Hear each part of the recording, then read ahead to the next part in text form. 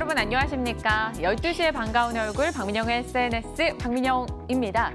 이래서 이 행복할 때, 즐거울 때 그 상황을 그때그때 즐겨둬야 되는 것 같아요.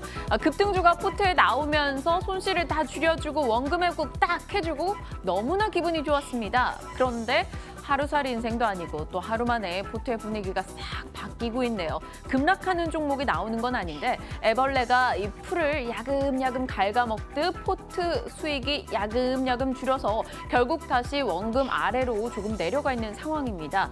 어떻게 건드려야 또 대박 포트로 바뀔 수 있을 것인가 궁금해지네요. 저는 적어도 이 방송 끝날 때 주식 투자 안 할 걸 그랬어. 이런 얘기만큼은 하고 싶지 않습니다. 그렇기 때문에 더욱더 집요하게 물고 뜯으면서 시장과 종목 이야기 물어보고 그 답을 들어나가도록 하겠습니다. 방송 함께 보고 계신 여러분들도 꾸준하게 소통하시면서 전략 정비 같이 해보시는 건 어떨까 싶네요. 또 12시 활기차게 시작해보겠습니다. 1시간 저희와 함께 하시죠. 지금 출발합니다.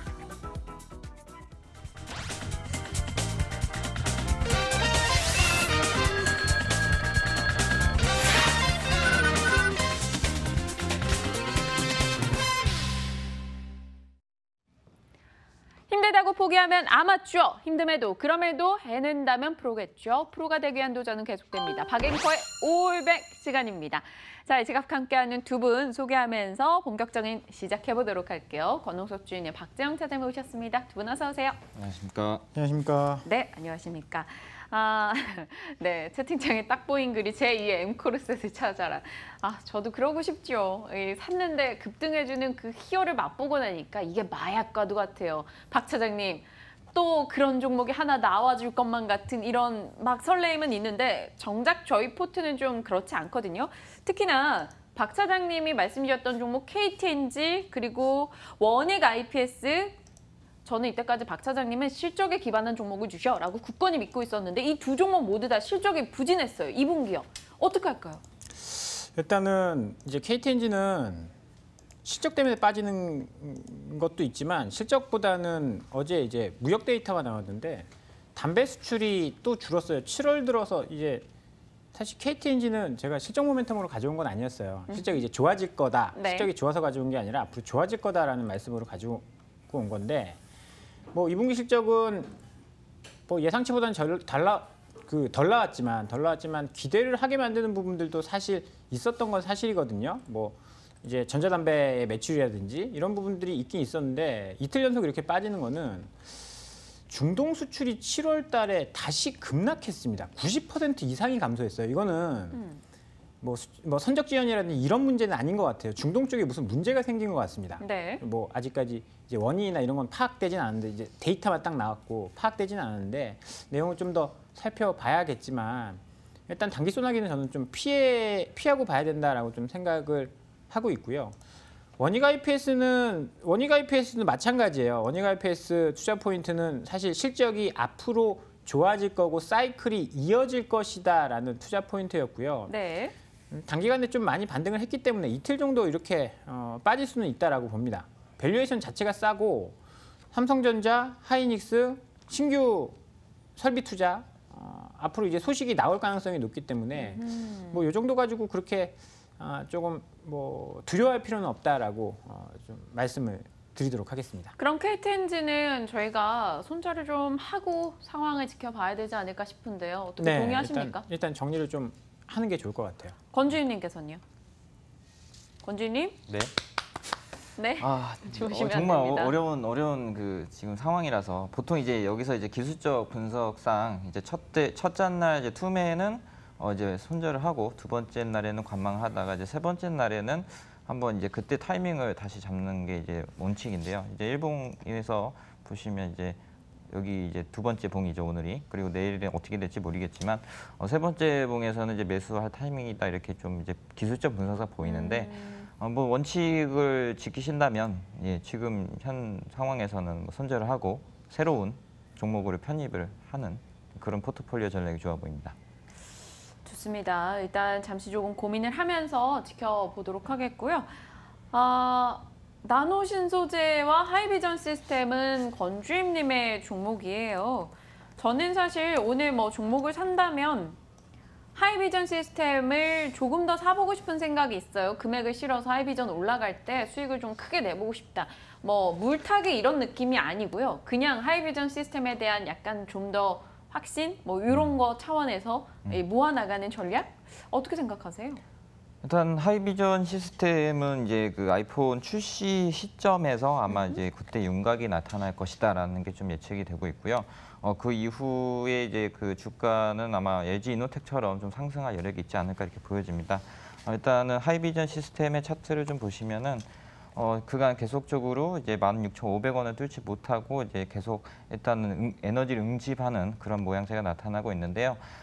그 이후에 이제 16,500원 뚫고 올라갈 때 한번 담아보는 게 낫지 않을까. 지금 시장 위치상으로는 네. 어느 것도 이제 확신을 할 수 없기 때문에 지금 우리가 포트폴리오 전략을 5가지 하는 이유도 어느 정도 그러한 그 리스크 분산 때문에 하는 것이기 때문에 이 하이비전에다가 한 종목에다 몰빵하는 것은 바람직하지 않다 이렇게 보여집니다. 알겠습니다. 종목에 대한 이야기 나누고 있는데 저희 채팅창이 너무 재밌어서 보느라고 정신이 없었어요. 건주임님 수염이 원래 기셨어요? 라는 질문도 있었고 건주임님 오늘 자다 나오셨나요? 건주임님 피곤하신가 봐요? 건주임님 걱정됩니다. 컨디션 별로신가요? 건주임님 어떡하죠? 네. 그리고 또 다른 분은 타블로 닮은 분이 뭐 잘하신대요. 근데 두 분 다 약간 닮았어요. 그래서 전 누구를 지칭하는지 모르겠어요. 타블로? 모르겠네요. 건주임님 누굴까요? 타블로가? 전 잘 모르겠는데요. 타블로 제가- 닮았다는 처음 듣는데. 제가 10년 전, 13년 전이죠. 들으셨군요. 별명이 그렇다면 그랬어요. 박 차장님이신 걸로. 건주임님 컨디션 괜찮으시죠? 예, 너무 더워서 그렇죠. 더우셔서. 어저께도 열대야 때문에 잠을 설치면서 자서 정말 이제 난관인 것 같습니다. 요 고비만 좀 넘기면 맞아요. 괜찮을 것 같은데 날씨나 주식이나 힘겹게 하는 건 마찬가지네요. 예. 뜨거울 거면 그냥 같이 뜨거워서 뭐 이렇게 하면 좋을 텐데 뭐 주식은 또 퍼렇게만 하고요. 일단 8월 초서가 지나가면 또 무더위가 가시지 않겠습니까, 여러분? 그때까지 건강관리 하면서 저희 잘 버텨 나가보죠. 포트 역시나 마찬가지로요. 좋습니다. 이제 두 남자의 종목 얘기 들으면서 오늘 포트 어떻게 변경을 할 것인가에 대해서 고민을 좀 KT 이제 팔고 시작하겠습니다. 네, 곧장 매도로 대응을 할게요. 일단 빠르게 포트에서 덜어내고 다시 한번 새 종목 담을 때는 또 준비 과정이 필요하지 않겠습니까?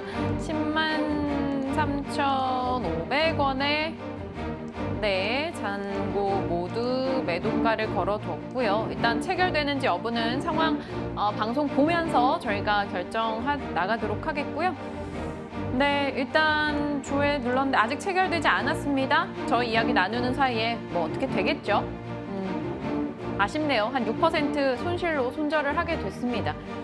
맞다. 억울한 게 하나 생각이 났어요.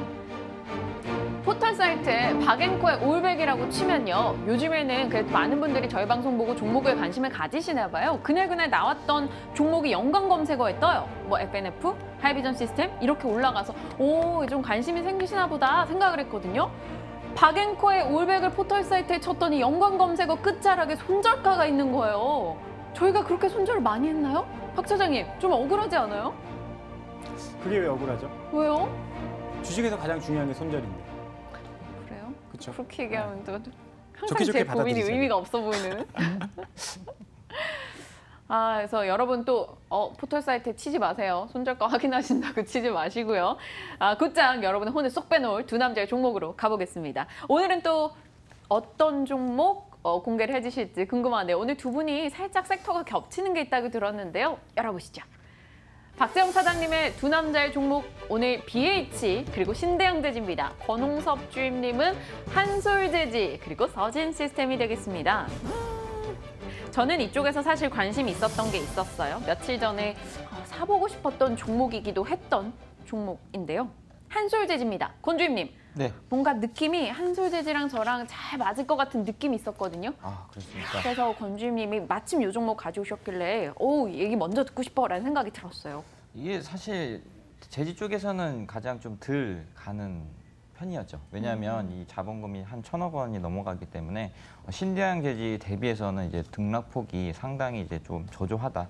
만약 신대양재지가 상당히 이제 그런 부분에서는 품절주로서 상승할 여력이 있는데 일단 뭐 안전 쪽으로 이제 조금 이제 시총 규모라든지 뭐 이제 그 액면 않을까라든지 그런 걸로 봤을 때는 한솔제지가 조금 야금야금 가지 않을까 이렇게 보고 있는데요.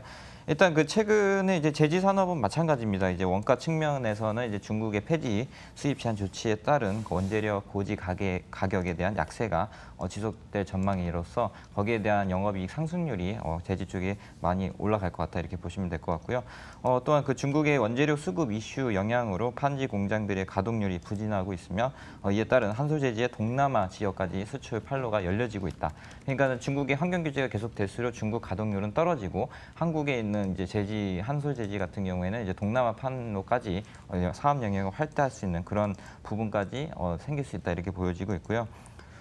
이제 또한 이제 그 추가적으로 이제 감열지 판가 인상에 대한 캐팔 증설에 기인한 특수지 부문의 견조한 손상세가 예상이 되고 있는데 계속적으로 이제 한솔제지가 그간 그 펄프 가격 강세에 따라서 조금 이제 부진할 것이라는 의견이 이제 대세적이었는데요. 네. 이러한 그 원가 부담에 발생하는 인쇄 용지 부분이 1분기 기준으로는 영업이익 비중이 한 10.6% 감소를 했기 때문에 결국에는 그 산업용지와 특수지 부문에서 고성장이 향후에 한솔제지 실적의 동력으로 작용하고 있음을 의미하기 때문에 그런 부분으로 해서 봤을 때는 펄프 가격 상승에 따른 수익성 악화 우려는 일단 오해를 했다 이렇게 보시면 될 것 같습니다. 그리고 이제 기술적 분석상으로 최근에 이제 주가 흐름이 이제 고점 이제 19,000원을 한번 이제 우리가 이거 흔히 이제 한번 상승할 여력을 있는 그런 그 신호로 보고 있는데요. 이렇게 고점을 높이고 나서 그 조정을 하다가 다시 이제 전고점을 뚫는 모습이 나타나고 있습니다. 이런 걸로 봤을 때는 이제 주봉 흐름상 그 윗단인 21,000원까지는 이제 가뿐하게 갈 수 있는 그런 좀 상황을 만들어지고 있고요. 여기만 이제 돌파하게 되고 3분기 실적 이제 도래할 때쯤에는 한 25,000원 정도 3분기를 노려보는 그런 전략이 좋아 보이고요. 수급상으로도 이제 외국인과 기관이 이제 동반 매수를 하고 있고요. 연기금의 이제 수급이 상당히 좋아졌다는 그러한 그 수급 현황을 볼 수가 있겠습니다. 최근 들어서 이제 연기금의 투자 포트폴리오 전략이 완전히 이제 뒤바뀌면서 거기에 대한 우려로서 뭐 이제 퇴출되는 종목 그리고 새롭게 편입된 종목들이 나타나고 있는데 그런 가운데서도 이제 연기금은 현재 그 굉장히 보수적으로 투자를 하고 있는 바 여기에서는 이제 10,000주씩 20,000주씩 매수하고 있다는 것은 어떻게 보면 기관의 수급이 이제 투자자들한테 영향을 줘서 이제 상승할 여력이 생기고 있지 않는가 이렇게 좀 판단이 되면서 한번 이제 한솔제지를 한번 관심 있게 봐야 된다 이렇게 보시면 될 것 같습니다. 알겠습니다. 한솔제지 오늘 뭐 CS증권, 메릴리츠 등에서 매수세가 들어오고 있습니다. 오늘 장 2.8% 상승세 확인이 되고 있고요. 저 말고도 좀 관심을 가지셨던 분들 많으신 것 같은데요. CL님께서 좋은 얘기 올려주셨어요. 정고점 뚫은 것 치고는 거래량이 너무 적은데 라고 올려주셨는데 이 부분 짚고 갈까요, 건주임님? 짤막하게. 현재 이제 오늘 거래량을 보시면 한 20만 주 정도 되죠. 20만 주 정도 되는데 일단 그 지금 현재 상승 물량을 보시면요. 74,600주가 쌓여 있습니다. 요거를 이제 한 10만 주, 20만 주 거래량을 좀 터트리면서 올라가 줘야 되는데 일단 지금 오전이 끝났고 이제 오후장을 좀 봐야 될 것 같습니다. 그러나 이제 거래량이 터지면서 폭발적으로 상승을 하게 되면 더할 나위 없이 좋죠. 그런데 이제 만약에 단기적으로 급등을 하게 되버리면 차익 실현 물량이 계속적으로 쏟아지기 때문에 그에 따라서 이제 고점을 또 만들고 또 조정에 들어가는 그런 그 V자형이라는 그런 그 그림을 만들 수가 있는데 이렇게 좀 이게 야금야금 이제 뭐 3%나 2% 내지 올라가는 차트가 과거에 이제 메가스터디 차트가 있죠. 메가스터디 차트가 있는데 이 과거에 이제 이렇게 올라갔을 때 이제 천천히 이제 올라가는 흐름이 나타나는 이런 모습들을 이제 봐야 되기 때문에 만약에 이제 이렇게 꼭지 안테나를 달고 내려간다면 여기 또 조정하는 그런 폭이 나타나기 때문에 지금 현상에서는 괜찮은 흐름으로 보여집니다. 알겠습니다. 한솔제지 짚어봤고요. 곧장 다음 종목 가보죠. 박 차장님, 한솔제지 들었으면 또 신대양제지 드릴게요. 신대양제지 저희 이야기 한번 나눴죠. 주가가 뭐 횡보하고 있다가 드디어 올라가네요. 이평선 모인 구간에서 한번 반응이 나올 거다라고 생각을 했었는데 결국 어제 오늘 이제 상향하는 모습이 오늘. 나오고 있습니다. 네. 근데 이걸로 끝나지 않을 것 같고요. 좀 더 올라갈 수 있을 것 같습니다. 이유는 실적이 워낙 좀 좋다 보니까 그런데요. 앞서서 뭐 제지업계는 한솔제지 이야기할 때 시황 다 이야기를 했으니까 대부분 뭐 같은 뭐 이야기 반복이 될 것 같고요. 이 업체는 실적만 보면 될 것 같습니다. 지금 올해 1분기 영업이익이요 211억 나왔습니다. 이게 대단한 게요. 작년 한 해 영업이익이 288억이었거든요. 올해는 1분기 만에 211억, 작년 한 해 장사를 거의 다 했고요. 2분기에도 영업이익 저희 한국투자증권에서는 이제 한 240억 정도 나올 거다. 네. 작년 대비해서 500% 조금 안 되게 실적이 5배 나올 거다. 그렇게 보고 있거든요. 그렇게 되면 이게 뭐 오랫동안 지속될지는 사실 잘 모르겠지만 네. PER이 3배로 뚝 떨어집니다. 뭐 앞서 한솔재지라든지 비교 대상인 무림 PMP라든지 이런 애들보다 밸류에이션 절반뿐이 안 돼요. 밸류에이션 절반뿐이 안 되기 때문에 주가가 많이 오르긴 했습니다. 올해 한 해 동안 주가가 참 많이 올랐죠. 고점으로 본다면 한 3배 정도 올랐는데 실적 고점 대비해서 3배 정도 올랐는데 실적은 5배 올랐거든요. 그러면 사실 뭐 지금 투자할 만하지 않겠습니까? 밸류에이션 매력상 이렇게 조정받은 거는 기회다라고 생각을 좀 하고 있고요. 그리고 이 조정받은 국면에서 또 반등이 또 나오고 있어요. 강하게 또 반등이 나오고 있는 국면이라서 뭐 제조업체 실적 어닝 시즌에 좀 적합한 그런 종목이다라고 판단을 해서요. 신대양재질을 오늘 다시 한번 좀 제시를 해드리도록 하겠습니다. 박 차장님이 보실 때는 한솔재지 어떠신데요? 두 재지주의 차이를. 일단 매출이 많다라는 것은 긍정적이에요. 그런데 매출에 비해서 이익성은 신대양재지가 조금 더 좋고요. 그런데 이제 업황이 좋아지고 있어서 매출이 늘어나서 영업 레버리지 효과라는 게 나온다라고 한다면 네. 실적 상승폭은 더 큰데 그거는 일단 뚜껑은 열어봐야 아는 거고 지금 당장은 실적 밸류에이션 매력을 봤을 때는 신대양재지가 조금 더 좋고요. 부채 비율이라든지 이런 걸로 봤을 때도 한솔재지가 부채가 조금 더 많아요. 200%가 넘어가니까 그런 부분들은 조금 비교해 봤을 때는 신대양재지 쪽이 조금 더 뭐 재무적으로는 괜찮지 않나. 그런데 폭발성? 만약에 매출이 크니까 레버리지 효과는 조금 더 한솔재지 쪽이 있을 수도 있다라고 봐야겠죠. 건주임님께서 항변을 해보신다면요? 네, 저도 마찬가지로. 네. 왜냐하면 신대양재지가 그러니까 아까도 말씀드렸다시피 그 저평가 지금 PBR 4배 정도 저평가되고 있고요. 그런 부분에서 봤을 때 이제 그 상승 여력도 이제 거의 그 자본금 한 200억 수준에다가 액면가 5천원짜리이기 때문에 탄력만 받게 된다면은 뭐 10만 원까지는 거뜬하게 갈 수가 있는 부분이 있습니다. 근데 한솔재지의 그 특징은 뭐냐면 이제 그 굉장히 이제 저 PBR로서 어느 정도 다시 한번 이제 PBR 1배 수준까지는 올라갈 수 있다는 가정하에 이렇게 가져온 것이기 때문에 저는 뭐 두 개 다 좋은 종목이라고 생각을 하고 있습니다. 두 개 다 좋다고 제 포트에 둘 다를 담을 수는 없잖아요. 굳이 하나를 지금 담는다면요. KTNG 덜어낸 이 자리에 들어간다면. 네, 그거는 이제 박앵커님의 선택이. 말씀을 좀처럼 주시지 않으시네요. 언젠가 기회가 된다면 이 자리를 싹 바꿔보고 싶어요. 건주임님이 여기 서서 한번 이렇게 매수매도를 하시면 근데 그게 안 된다고는 하더라고요. 제가 해야 된대요. 네. 네, 그럼 곧장 다음 종목 갈게요. 건주임님의 다음 종목이 서진시스템입니다. 서진시스템 이야기 해봤죠, 저희? 예, 그렇습니다. 그 소개해드리고 난 이후에 굉장히 이제 급등의 모습을 보여주면서 많이 상승을 했었는데요. 아마 한 29,000원, 28,000원대 이때 한번 소개를 드린 것 같습니다. 네. 그 이후에 이제 뭐 서진 시스템은 이제 전에 소개드렸다시피 이제 뭐 5G 관련된 통신 장비와 그리고 모바일, 뭐 자동차 부품 이쪽에 이제 매출이 상당 부분 있는데요. 일단 이제 본업은 이제 메탈 중심의 종합 솔루션 기업이다 이렇게 보시면 될 것 같습니다. 이제 금형부터 그 인고까지 그 조립을 할 수가 있고요. 또 검사까지 모든 공정을 수직 계열화했기 때문에 그런 부분에서는 차별화된 원가 경쟁력을 보유하고 있다. 베트남 공장에 이제 거의 그 가동률이 한 80% 정도 되는데 한국에서는 이제 보통 시제품이나 이제 파일럿 제품들을 생산을 하고요. 원래 이제 생산은 이제 베트남에서 대부분 생산하기 때문에 거기에 대해서 영업이익률이 상당히 높게 나온다. 이렇게 보시면 될 것 같습니다. 이 회사의 이제 투자 포인트는 이제 5G 투자 본격화 그리고 ESS 그 분야에서 호황이 전망이 되기 때문에 거기다가 마지막으로 이제 자동차 부품까지 요거 세 가지 사업 아이템을 보고 투자를 하면 되겠는데요. 일단 5G 쪽에서는 이제 필터 하우징, 셋톱박스, 중계기 이쪽에 이제 5G향 매출이 발생할 것이라고 예상이 되고 있고요. ESS 장비의 경우에는 이제 이따 말씀드리겠지만 뭐 배터리 렉이라든지 BCP, UPS 이쪽에서 매출 성장세가 나타날 것 같다 보시면 될 것 같습니다. 최근에 이제 대규모 유상 증자를 했는데요. 그 이유가 뭐냐면 이제 자동차 부품 쪽에 새로운 판로로 개척을 하려고 베트남 공장에다 투자를 하는 것이었습니다.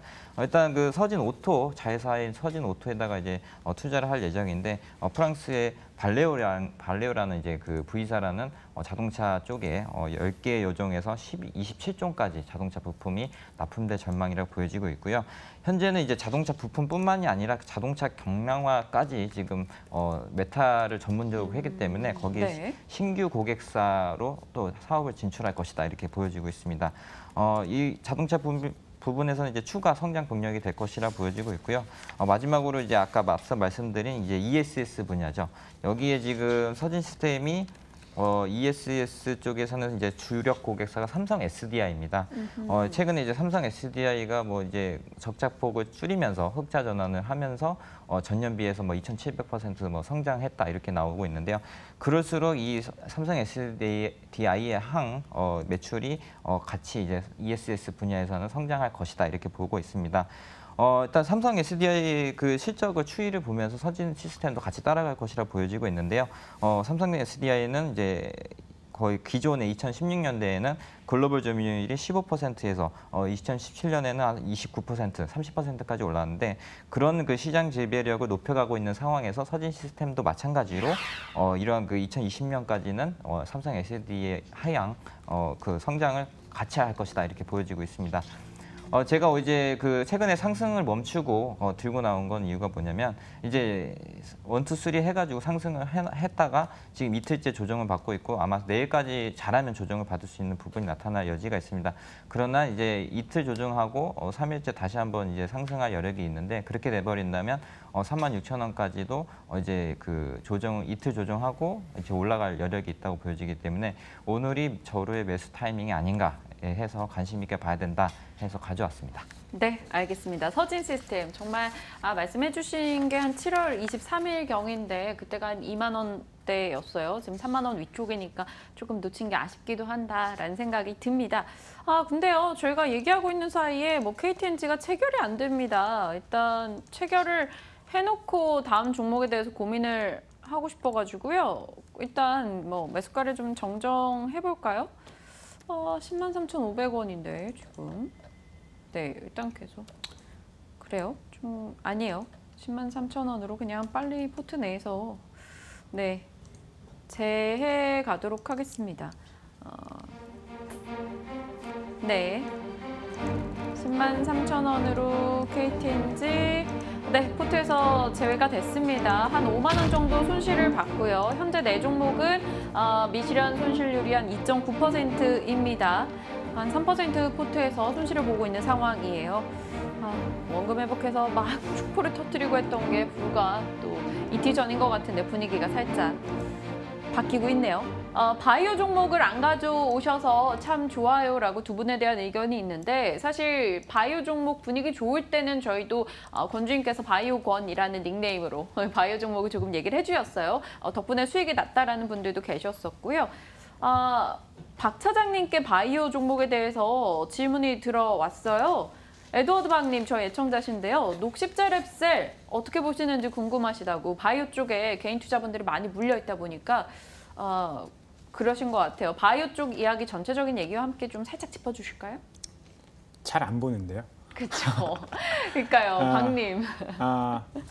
제가 이제 관심 있는 바이오 쪽은요. 이제 틈새 시장, 뭐 그러니까 물론 이제 셀트리온이나 삼성바이오로직스도 좋겠지만 희귀병 치료제 만드는 쪽만 조금 보고요. 그거 외에는 별 관심이 없습니다. 바이오 한창 좋을 때 제가 여기 머니투데이 방송에서 이야기한 거는 메디포스트, 메지온 이 두 종목 이제 말씀을 드렸는데 메디톡스도 얘기하지 않으셨어요? 그렇죠. 메디톡스는 이제 바이오다라기보다는 어떻게 보면 미용 이용 쪽 그렇게 볼 수 있을 것 같고요. 신약 개발하는 업체들 뭐 이런 쪽은요. 네. 사실 제가 공부한다고 알 수 있는 부분도 아니고 예측하기도 쉽지 않고 펀더멘탈로 분석하기도 어렵고요. 그때그때 흐름에 따라서 파도 타듯이 이제 투자를 해야 된다라고 보고 있고요.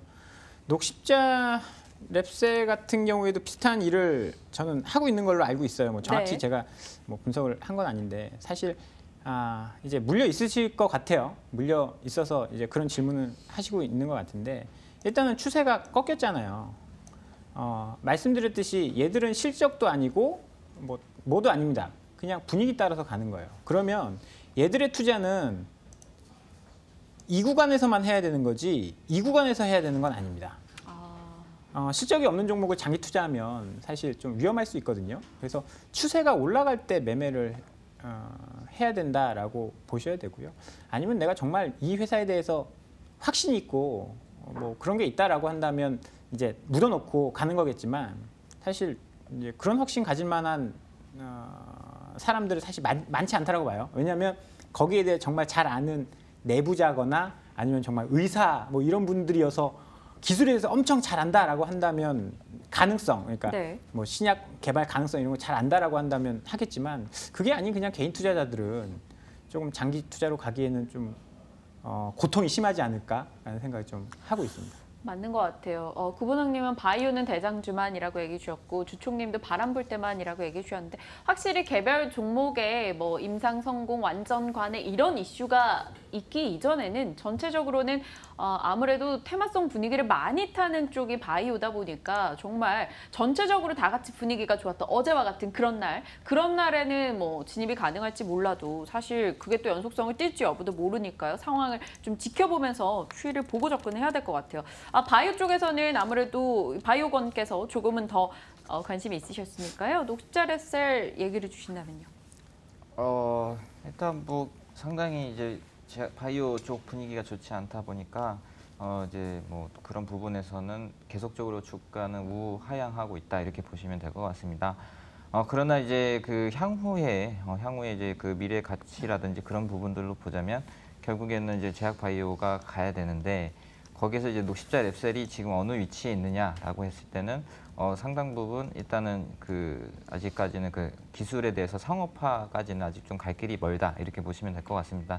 이제 랩셀의 경우에는 이제 NK 세포죠. 이제 자연살의 세포인데 이런 그 NK 세포를 기반으로 한 그 신약을 계속적으로 만들고 있고 랩셀이 이제 원래는 이제 그 제대열 관련돼서 또 사업을 하고 있는데 지금 현재 그 보정동 녹십자 공장에 지금 거의 다 완공을 했다고 보여지고 네.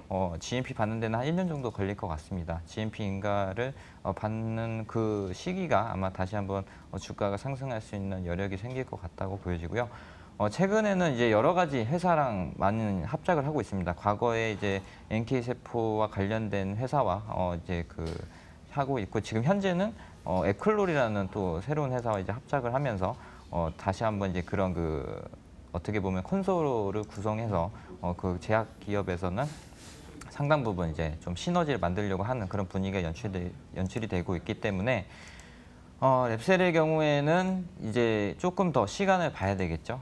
녹십자 셀이나 녹십자 랩셀이나 이제 어떻게 보면 같은 건물을 쓰고 그런 부분에서 같은 그 공유 플랫폼을 활용을 해서 발전할 수 있기 때문에 그런 부분에서 보자면 약간 조금 지금 밸류가 좀 부담이 되지만 뭐 가지고 있다고 하면 홀딩을 해보자. 예, 이런 식으로 좀 추천을 하고 싶습니다. 알겠습니다. 권주임님, LGU 플러스 양대리님께서 네. 저희 판 거 모르시죠? 예, 아직까지는 모르고 계시는 것 같습니다. 그러면 좀 잘 비밀을 유지해야 될 것 네. 같아요. LGU 플러스가 눈에 띄어서 살짝 들여다봤더니 팔고 나서 잘 가고 있네요, 여전히. LGU 플러스는 참 애증의 종목인 것 같아요. 박 차장님의 다음 종목 곧장 갑니다. 한솔재지, 신대영재지, 서진 시스템 들었고요. BH도 저희 참 많이 얘기했어요, 그죠? 네, 어제 애플이 실적 발표 나오면서 미국 전체를 끌고 올라갔죠. 미국 시장이 어제 전반적으로 좋지 않았었는데 무역 전쟁 이야기가 또 나오면서 근데 애플이 어닝 서프라이즈 발표하면서 역사적인 가격대 거의 턱 밑까지 올라갔습니다. 애플이 실적 좋으면요, BH 실적 좋아질 가능성이 굉장히 높아요. 애플이 이제 실적을 한번 이제 보면 매출이 늘어난 것보다 이익이 더 많이 늘었거든요.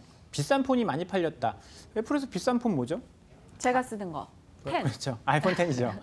비싼 폰에 그 납품을 하는 그 업체들이 그러면 실적이 좋아질 거 아니에요. 거기에 한 축이 이제 OLED입니다. OLED 쪽 디스플레이인데 그러면 뭐 삼성전기 같은 업체도 봐야 되고요. 왜냐하면 삼성 디스플레이 발 이제 실적이 앞으로 좋아질 수 있으니까 여기 이제 OLED 채택 비중이 계속 늘어날 겁니다. 작년에는 아이폰 10 하나였지만 올해는 3개의 기종 중에 2개가 OLED를 채택을 할 거고요. 시간이 지나면 아마 LCD를 대체할 가능성이 굉장히 높아집니다. 여기 이제 국내에도 갤럭시 노트가 나와요. 거기 이제 OLED가 탑재가 되죠. 그렇다라고 본다면 중국 업체들도 이제 우리도 OLED 할래라고 할 가능성이 높습니다. 시장 파이 자체도 커지고요.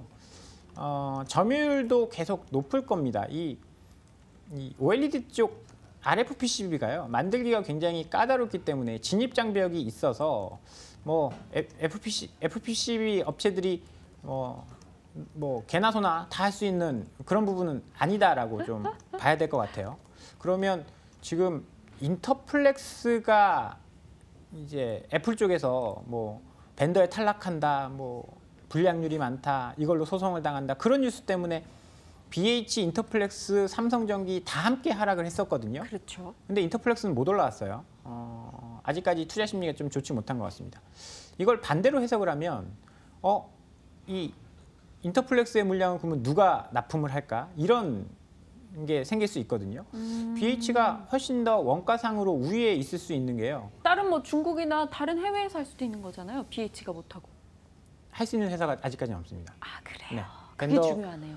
뭐 아직 뉴스 기사를 찾아봐도 인터플렉스 그러니까 그 영풍 계열의 전자회사들 그다음에 BH, 삼성전기를 제외하고 삼성의 RF PCB 벤더에 이제 포함이 됐다라는 기사는 못 찾아봤거든요. 일본 업체와 대만 업체가 편입이 됐다라는 기사가 있긴 있었어요. 근데 그게 디스플레이 쪽이 터치 스크린 쪽이 아니고 다른 쪽 패널 쪽 다른 그 뭐 쪽 RF PCB다. 그래서 얘들이 하던 것과는 다르다라는 뭐 내용은 있었는데 아직까지 이 BH라든지 이쪽의 기술력을 대체할 만한 뭐 그러니까 다 커버를 해줄 만한 그런 기업은 좀 나오지 않은 것으로 좀 보여지고 있고요.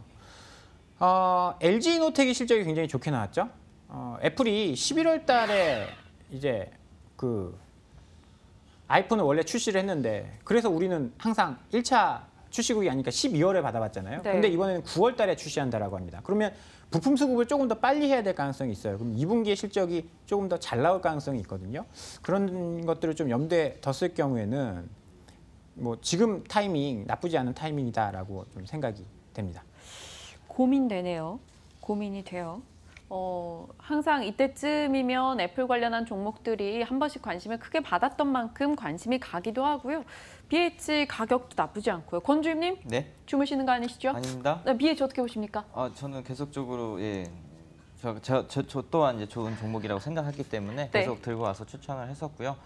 BH 그 계속적으로 아까 앞서 말씀드린 대로 이제 인터플렉스나 그런 그 FPCB 업체들 보면은 BH가 그나마 그쪽에서는 가장 수혜가 크다. 그리고 하반기에 갈수록 이런 PCB 기판 업체는 BH를 하나는 들고 가야 된다라고 보기 때문에 그간 계속적으로 매수를 해야 된다 해서 들고 왔고요. 네. 아까 그 60자 랩셀에 대해서 그 에드워드 박님이 그 같은 건물 아니라고. 예, 근데 이제 지금 보증도 아까 말씀드렸다시피 신사옥을 이제 지어서 거기에 네. 이제 같이 이제 랩셀하고 셀하고 녹십자 셀하고 같이 들어가기 때문에 지금 녹십자 셀은 아마 7월, 8월 됐으니까 7월 달에 간다 했으니까는 아마 지금은 사무실은 이전했습니다. 근데 아까 GMP 공장이 인가 받는데 1년이 걸리기 때문에 공장은 아직까지는 금천구 가산에 있고요. 근데 이제 랩셀이랑 녹십자 셀은 같은 건물을 사용하게 될 것이라고 보여집니다. 알겠습니다. CL님이 뭐 주임님이 민영 앵커님보다 동생이세요? 네, 아니요, 동갑이에요. 동갑이시고요. 저희보다 한참 오빠가 또 박재영 사장님이신데요. 오빠이자 형이시죠. 네, 어찌됐건 뭐 족보 정리를 살짝 하고 가겠습니다. 오늘 어떤 종목을 담아야 될까 궁금해집니다.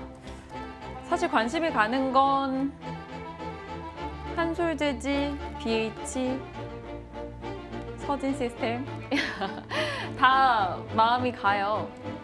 근데 뭘 넣어야지 조금 더 큰 탄력을 줄 수 있을까 고민이 되네요. 여러분이라면 어떤 거 하시겠어요? 좀 되게 고민됩니다. 박 차장님, BH냐 서진 시스템이냐? 글쎄요, 지금 저는 자동차 쪽 맞죠? 예, 자동차하고 이제 5G. 자동차가 우리 성향에는 지금 안 맞아요. 지금 상황이. 우리 길게 가져갈 하반기까지 끌고 갈 그런 건 아니니까. 근데 BH를 넣으면 저희 포트의 IT 천지예요. IT 무너지면 포트 그냥 폭삭 싸그리 몽땅 가라앉는 거예요. 신대문제지. 신대한 제주도. 아, 고민됩니다.